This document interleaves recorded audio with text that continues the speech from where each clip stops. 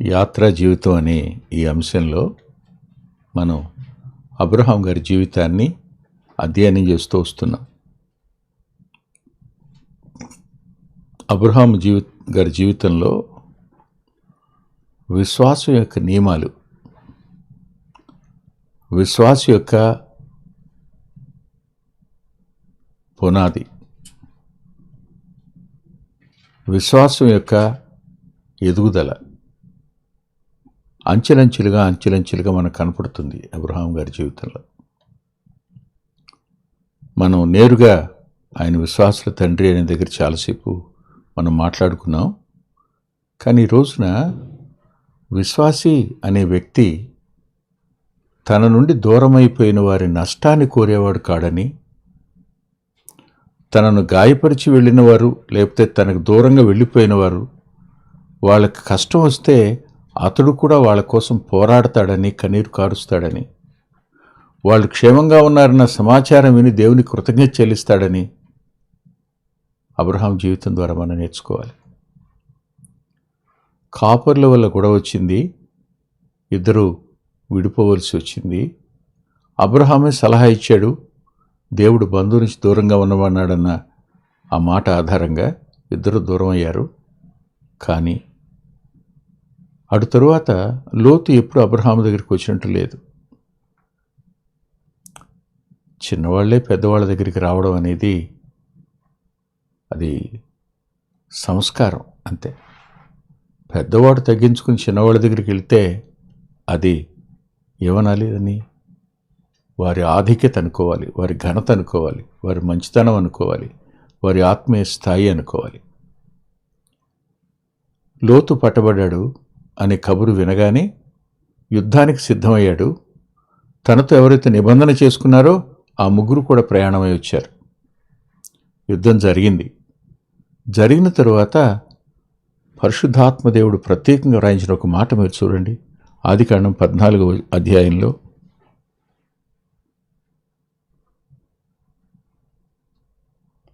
16వ వచనం, ఆస్తి యావత్తూ తిరిగి తెచ్చి తన తమ్ముడైన లోతును, అతని ఆస్తిని, స్త్రీలను, ప్రజలను తిరిగి తీసుకుని వచ్చెను.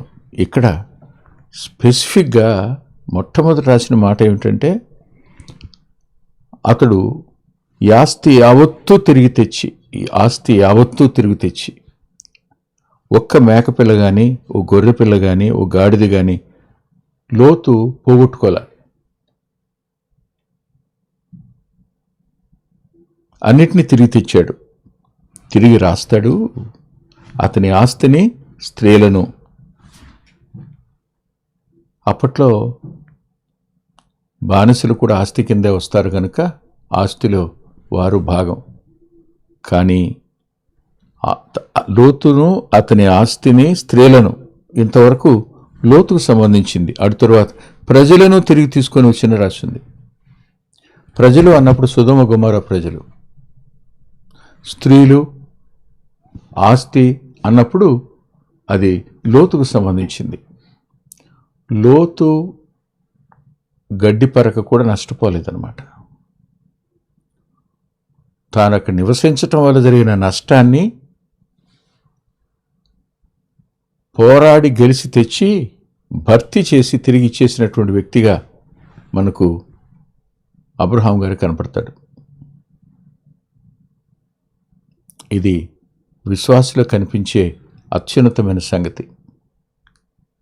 అంతేకాదు, ఈ ఆదికాండం 14వ అధ్యాయంలో మనకు 318 మంది తన ఇంట అలవర్చబడిన వారు, ముగ్గురేమో నిబంధన చేసుకున్నవారు, అబ్రహాము.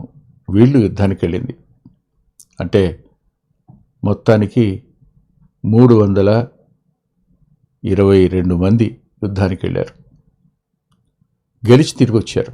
18 మంది అలవర్చబడిన వారు ప్లస్ 19 అబ్రహాము, మిగిలిన ముగ్గురు.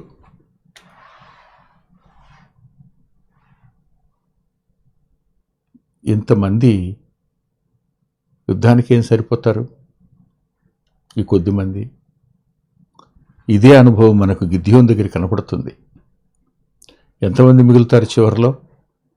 వారు చాలు అంటాడు ప్రభు కోసం నిలిచేవాళ్ళు కొద్దిమంది అయినా జయం మాత్రం వాళ్ళదే. అవతల వాళ్ళ శక్తి సామర్థ్యాలు ఎంతున్నా సరే.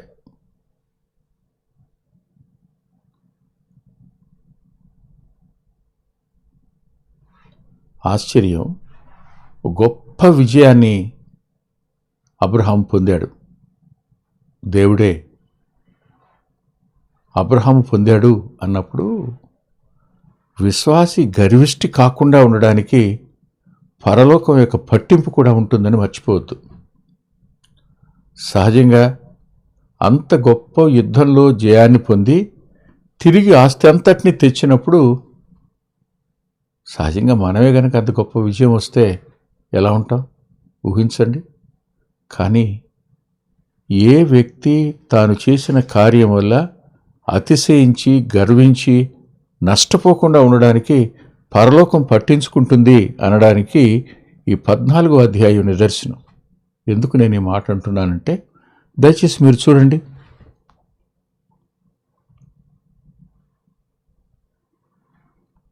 ఇరవై వచనం, నీ శత్రువులను నీ చేతికి అప్పగించిన సర్వోన్నతులకు దేవుడు స్తుతించబడునుగాక అన్నాడు. ఎవరిని బట్టి శత్రువులు వీళ్ళు? అబ్రహాముకు వాళ్ళకున్న శత్రుత్వమే ఉంది. లోతు విశ్వాసులకు వారు శత్రువులు, వారి మీద జయాన్ని అబ్రహాముకు దేవుడే ఇచ్చాడు. అంటే నీ బాహుబలం కాదయ్యా, నీ శౌర్యం కాదు, నీ ఇంట అలవర్చబడిన వల్ల కాదు యుద్ధం గెలవడానికి కారణం కేవలం దేవుడు మాత్రమే, ఆయన మాత్రమే. సర్వోన్నతుని దేవుడే వారిని నీ చేతికి అప్పగించాడు. అబ్రహాముకు అర్థమైంది, నిజమే, ఇంతమంది రాజులు గెలవలేని యుద్ధాన్ని నేను గెలవడం కొద్దిమందితో అనుకున్నాను, కానీ ఇప్పుడు చెప్తున్న మాట దేవుడే వారిని నా చేతికి అప్పగించాడు. ఇక్కడ అతిశయించడానికి ఏముంది? దేవుని కృతజ్ఞత చెల్లించడం తప్ప. విశ్వాసి, ఓ సంఘ పెద్ద, ఓ సువార్థికుడు, పరిచారకుడు, సేవకుడు ఎవరైనా తాము చేసిన మంచి పనుల వల్ల గర్వించే అవకాశం 100కి 100 పాళ్ళు ఉంటుంది. కానీ పరలోకమే పట్టించుకుని ఖచ్చితంగా అది దేవుని వల్ల కలిగింది అనే మాట వినిపించడం వల్ల అబ్రహాము బయలుదేరేటప్పుడు ఎలా ఉన్నాడో గెలిచిన తర్వాత కూడా అలాగే ఉన్నాడు. అతనిలో ఏ విధమైనటువంటి అతిశయం కూడా ధ్వనించదు, గర్వం కూడా ఎంతైనా కనిపించదు. మన ఊహకి ఇది అందదు. ఇంత గొప్ప జయం పొంది వస్తున్న వ్యక్తులకు ఖచ్చితంగా శోధన వస్తుంది. చూడండి ఆ మాట ఏమని రాశాడు, 17వ వచనం, అతడు కదొర్లాయోమెరును అతనితో కూడున్న రాజులను ఓడించి తిరిగి వచ్చినప్పుడు సొదొమ రాజు అతను ఎదుర్కొనుటకు రాజులోయ అను షావేలోయ మట్టుకు బయలుదేరి వచ్చిన. అబ్రహామును ఎదుర్కోవడానికి వచ్చింది సొదొమ గుమొర్రా రాజు. అతను అబ్రహామును కలుసుకోక మునిపే మెల్కీసెదెకు వచ్చాడు. వారిద్దరి యొక్క సమాగమానికి ముందే ఈ మెల్కీసెదెకు ఇంటర్ఫీర్ అయ్యాడు, వచ్చాడు. ఎందుకంటారు? ఎందుకే మనల్ని శోధనలో పడకుండా కాపాడేది దేవుని కృప. మనం పతనం కాకుండా కాపాడేది కూడా ఆయనే. మనమైతే రోజుకి ఎన్నిసార్లు పడిపోవాలో రెట్టింపు సార్లు పడే తత్వం మనది. ఊరికినే అతిశయిస్తాం, ఊరికినే మనకు మనం గొప్ప చేసుకుంటాం, ఇతరులు మనం గొప్ప చేయాలని చాలా ఆలోచిస్తాం కదా. అది వచ్చేటువంటి ఈ సొదొమ రాజు చేస్తాడు. అతను చేయక మునిపే దేవుడు మెల్కీసెదెకును పంపించాడు. మెల్కీసెదెకును పంపించి శోధనకు ముందే మనల్ని సిద్ధం చేయడం. మీకు గుర్తుందా? గెత్సేమనేలో ప్రభు మెలకుగా ఉండి ప్రార్థన చేయండి, శోధనలో ప్రవేశించకుండా అంటాడు. పరలోకం తన వారిని హెచ్చరించడం అనేది చరిత్రలో జరుగుతున్న అత్యున్నతమైన క్రియ.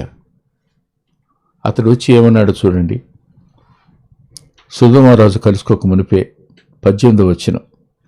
షాలేము రాజైన మెల్కీసెదెకు రొట్టెను ద్రాక్షరసమును తీసుకుని వచ్చెను. అతడు సర్వోన్నతులకు దేవునికి యాజకుడు. ఇప్పుడు మనం ఆయన దగ్గరికి వెళ్ళటల, కానీ అతడు రొట్టె ద్రాక్షరసాన్ని తెచ్చాడని రాశాడు. ఇది ప్రభువుకు ముంగుర్తుగా కనపడుతున్నటువంటి ఛాయ ఇది. అంత మాత్రమే కాదు, మరలా ఇలా అన్నాడు, అతడు సర్వోన్నతులకు దేవుని యాజకుడు, రాజు యాజకుడు కూడా. ఇది కూడా ప్రభువుకు చెందింది. ఈ మాట రక్షించబడిన వారికి కూడా రాజులైన యాజక సమూహమైన పేరు తగింది. అంతకంటే ముందు మరో మాట దగ్గరికి వెడదాం, దానికి అడ్జాయింటింగ్గా. అప్పుడు అతడు అబ్రాహామును ఆశీర్వదించి, ఆకాశమునకు భూమికి సృష్టికర్తయును సర్వోన్నతుడునైన దేవుని వలన అబ్రహాము ఆశీర్వదించబడుగాక అన్నాడు. వచ్చింది మెలకు కలుగు చేయడానికి, వచ్చింది జాగ్రత్తను కలుగు చేయడానికి, వచ్చింది శోధనను గెలవడానికి. అతనిచ్చింది ఏమిటో తెలుసా? ఒకటి, ప్రత్యక్షత. దేవుని గురించిన ప్రత్యక్షత కలిగిన వ్యక్తి గెలవగలుగుతాడు. ప్రత్యక్షత లేనివాడు ఓడిపోతాడు. శరీరం ముందు ఓడిపోతాడు, లోకం ముందు ఓడిపోతాడు, అపవాది ముందు ఓడిపోతాడు. ఈ ప్రత్యక్షత ఏమీ వచ్చిందో తెలుసా? నువ్వు గెలిచి వస్తున్నావే, నీ దేవుడు అనుకుని నువ్వు వెళ్ళావే, ఆ దేవుడు ఎవరు అనుకుంటున్నావు? ఆకాశానికి భూమికి సృష్టికర్త. ఇప్పటి వరకు అబ్రహామునకు తెలిసింది ఒకటే సత్యం, ఆయన మాట్లాడతాడని. ఆయన స్వరం విని ఆయన సజీవుడని వెంబడించి వచ్చాడు మెసొపొటేమియా నుండి. కానీ ఇప్పుడు అందుతున్న ఒక కొత్త ప్రత్యక్షత ఏమిటంటే, ఆయన సజీవుడని విన్నావే, ఆయనేనయ్యా సృష్టికర్త అని. అబ్రహాముకు అర్థమైంది, నేను నా కాళ్ళ క్రింద ఉన్న భూమి కానీ నా తల మీద ఉన్న ఆకాశం కానీ ఆ దేవుడు చేశాడా? ఓ, ఇంత గొప్ప సృష్టికర్త నాతో మాట్లాడింది కదూ. ఆశ్చర్యచకితుడు ఎవడా? ఖచ్చితంగా అవుతాడు. అంతేకాదు, మరో మాట కూడా నేను చూపిస్తాను. అదేమిటంటే అక్కడే ఉంటుంది చూడండి, సర్వోన్నతుడు అయిన దేవుడు. సర్వోన్నతుడు అన్నప్పుడు మోస్ట్ హై గాడ్ అని అర్థం. ఇంకా ఆయనకు మించి ఇంకెవరూ లేరు, అంత ఉన్నతుడు ఆయన, సర్వోన్నతుడు ఆయన. అబ్రహాం మనసు ఇప్పుడు గెలుపు మీద లేదు. అబ్రహాం మనసు ఇప్పుడు సంపాదించిన ఆస్తి మీద లేదు. అబ్రహాం మనసు ఇప్పుడు ప్రత్యక్షత మీదే ఉంది. అతడు ఆశ్చర్యచకితుడయ్యాడు. నన్ను పిలిచినవాడు సృష్టికర్త, సర్వోన్నతుడైన వాడా, ఆయన నాకు జయమిచ్చింది. ఈ సంతోషం గొప్పది. గొప్ప జయాన్ని చూశాడు, గొప్ప ప్రత్యక్షతను అతడు స్వీకరించాడు మెల్కీసెదెకు ద్వారా. ఈ రెండు సమస్తం మర్చిపోయేటట్టు చేస్తాయి. మీకు క్వైట్ టైంలో ఈ అనుభవం ఉండి ఉంటుంది. వాక్యం నుంచి దేవుడు మాట్లాడినప్పుడు మనలో ఉన్న నిరాశ వెళ్ళిపోద్ది, దుఃఖం పోతుంది, ఆ స్థానంలో ధైర్యం వస్తుంది, నిరీక్షణ ప్రవేశిస్తుంది, విశ్వాసం బలపడుతుంది. ఖచ్చితంగా పరిస్థితులు ఎంత ప్రతికూలంగా ఉన్నా, లేదు జయం కలిగి అనుకూలంగా ఉన్నా కూడా ఈ రెండింటినీ కూడా అధిగమించగలిగిన, ఆధిక్యతనివ్వగలిగిన, గెలవగలిగిన ప్రత్యక్షత లేఖనంలో నుంచి ఆనాటి నుంచి ఈనాటి వరకు సరఫరా అవుతూనే ఉంది. మర్చిపోకండి సుమా, ఎప్పుడైతే ఆయన అంతరంగం దేవుని గొప్పతనాన్ని అర్థం చేసుకుందో, దేవుడు ఎవరో సృష్టికర్తని అర్థమైందో, సర్వోన్నతుడని అర్థమైందో, ఈ జయమిచ్చింది కూడా ఆయనే అని అర్థమైందో, కేవలం నేను నిమిత్త మాత్రుణ్ణి, నేను ఒక సాధనాన్ని మాత్రమే, కార్యం చేసినవాడు ఆయనే.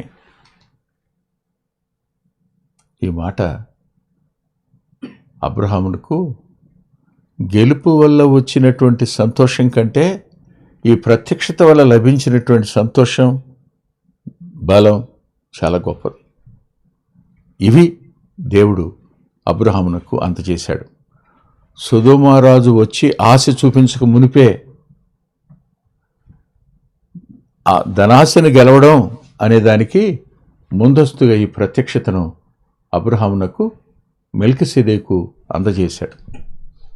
ఆ తరువాత వస్తాడు సొదొమ రాజు. వచ్చి ఏమంటాడు చూడండి.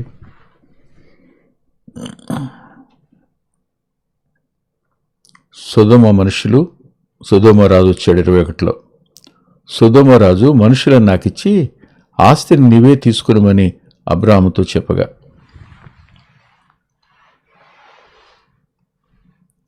నేను మిమ్మల్ని ప్రశ్న అడుగుతాను, జవాబు చెప్పండి. ఇప్పుడు గెలిచింది ఎవరు? అబ్రాహాం. ప్రజలందరూ ఎవరు? అబ్రహాంకు సంబంధించిన వాళ్ళే. కానీ రాజు వచ్చి ఏమడిగాడు? ఆస్తి అంతా తీసేసుకో, ప్రజలు నాకు చాలు అన్నాడు. అంటే అర్థం, నన్ను తిరిగి రాజు కానివ్వు, ఈ ప్రజలు నేను తీసుకెడతా, నాకు అవకాశం ఇవ్వు, గెలిచావు కాబట్టి ఆస్తి అంతా తీసుకో అన్నాడు. ఒకవేళ అదే మనలాంటి వాడైతే ఏమనేవాళ్ళో తెలుసా? నా ప్రజలు అంటావేంటి, ప్రజలు నీకెందుకు ఇస్తాను, నేనే కదా గెలిచింది, అయినా నువ్వు ఓడిపోయిన వాడివి, నేను గెలిచిన వాడిని, నేను కదా రాజు అవ్వాల్సింది. అబ్రహామునకు సొదొమ గొమొరాల మీద పూర్తి అధికారం ఈ గెలుపు వల్ల వచ్చింది, ఈ జయం వల్ల వచ్చింది. కానీ ఎప్పుడు ఆయన సృష్టికర్తని తెలుసుకున్నాడో, ఎప్పుడు ఆయన సర్వోన్నతుడని తెలుసుకున్నాడో, ఈ లోకంలో సమస్తం ఈ ప్రత్యక్షత ముందు కొరగానివేనని అర్థమైంది. నాకు అంటే మీరు అంగీకరించలేకపోవచ్చేమో కానీ ఈ మాట చెప్పుకొని ఉండలేను.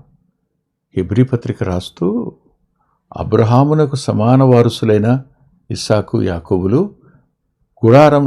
పరవాసులై గుడారంలో నివసించారు వాగ్దత్త దేశంలో అంటాడు.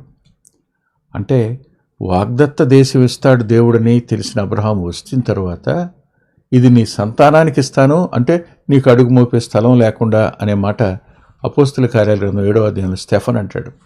అలాంటి టైంలో ఈ వాగ్దాన దేశంలో గుడారంలో నివసించడానికి ఈ ప్రత్యక్షతే కారణం అనిపిస్తుంది నాకు. ఈ ప్రత్యక్షత లభించిన తర్వాత అబ్రహాములో అనూహ్యమైన మార్పు అంటే లోపరహితుడైపోరు ఏ వ్యక్తి అయినా. ప్రత్యక్షత లభించే కొద్దీ వ్యక్తిత్వం పెరుగుతుంటుంది, దైవికమైన భక్తి పెరుగుతుంటుంది అంతే. కానీ అప్పుడే పరిపూర్ణుడు ఏ వ్యక్తి కాడు, మెల్లమెల్లగా ఎదిగేవాడుగా ఉంటాడు. సరిగ్గా సొదొమ రాజు వచ్చి ప్రజలు నాకివ్వు, ఆస్తి నువ్వు తీసుకో అంటాడు. దానికి అబ్రహాం గారు ఇచ్చిన జవాబు మనం ఎవరో ఇవ్వలే, సాధ్యం కాదు మనకి. చూడండి ఏమంటాడు 22లో, నీవే అబ్రాహామును ధనవంతునిగా చేసితువని నువ్వు చెప్పుకున్నట్లు ఒక్క నూలు పోగైనా చెప్పుల వారైనను నీ వాటిలో ఏదైనాను తీసుకున్నానని ఆకాశమునకు భూమికి సృష్టికర్తయును సర్వోన్నతుడైన దేవునైన యెహోవా ఎదుట నా చేతి ప్రమాణం చేస్తున్నానన్నాడు. ఇప్పుడు అబ్రహాం అంతరంగం దేంతో నిండింది? సొదొమ ఆస్తితో నిండి లేదు, గెలుపుతో నిండి లేదు, ఇదంతా సమస్తం నాదే అనే ఆలోచన లేదు. వీటన్నిటికంటే మించిన ప్రత్యక్షత భూమికి ఆకాశానికి సృష్టికర్త అయిన సర్వోన్నతుడైన దేవుడు ఉంది. అదే మాట ఎవరి ముందు చెప్పాడు? చూడండి, ప్రభువుని హెచ్చించటం వల్ల మనం శోధనని గెలవగలుగుతాం. ప్రభు ప్రత్యక్షత మన అంతరంగంలో నిలకడగా ఉన్నంతకాలం అపవాది మనల్ని ఏం చేయలేడు. ఆ ప్రత్యక్షత మనలో ఉండాలి, మనం దైవాత్మచేత నింపబడాలి, గెలుపు సులువవుతుంది. నువ్వు అబ్రహామును రేపు ధనవంతుడిగా చేశావంటావు, నాకు ఇష్టం లేదు.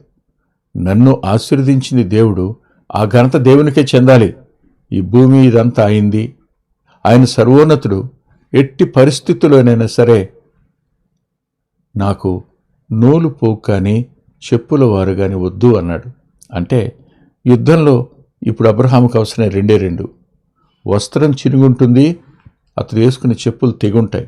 ఈ రెండిటికి కావలసినవి రెండు, అవి కూడా నేను తీసుకోను అంటాడు. అబ్రహాము గొప్ప సాక్ష్యాన్ని పొందాడు, గొప్ప జయాన్ని పొందాడు, గొప్ప ప్రత్యక్షతను పొందాడు, గొప్ప సాక్ష్యాన్ని పొందాడు. ఈ మూడంతలు విశ్వాస యాత్రలో మనకు కూడా ప్రభు అనుగ్రహిస్తే మనం గెలుపొందిన వారంగా ఉంటాం, ప్రత్యక్షత కలిగిన వారుగా ఉంటాం, శోధనను జయించిన వారంగా ఉంటాం. అట్టి కృప ప్రభు మనకు అనుగ్రహించును గాక. ప్రేమగల మా ప్రియ తండ్రి, పరిశుద్ధుడైన గొప్ప దేవ, నీ కృపకు వింటున్న మా ప్రియులను అప్పగిస్తున్నాను. కనికరించు నాయన. ప్రార్థనకు జవాబులు ఆలస్యం అవుతున్నప్పుడు కృంగిపోయే మనసు రాకుండా మీ మీద సంపూర్ణంగా ఆధారపడి గెలుపునిచ్చేది మీరు, ప్రత్యక్షతనిచ్చేది మీరు, శోధనను జయించేటువంటి బలాన్నిచ్చేది కూడా మీరే. మీరే గనుక మాతో కూడా లేకపోయి ఉంటాయి, ఈ పాటికేనాడో మేము భ్రష్టులమైపోయేవారం, నష్టానికి భ్రష్టత్వానికి చిహ్నాలుగా మిగిలి ఉండేవాళ్ళం. మీ కాపుదల, మీ ప్రత్యక్షత ఇవన్నిటి కొరకై తల వంచి కృతజ్ఞత చెల్లిస్తూ మా ప్రియులను బలపరచండి యేసుక్రీస్తు ప్రభువారి పేరిట ప్రార్థిస్తున్నాం తండ్రి. ఆమేన్.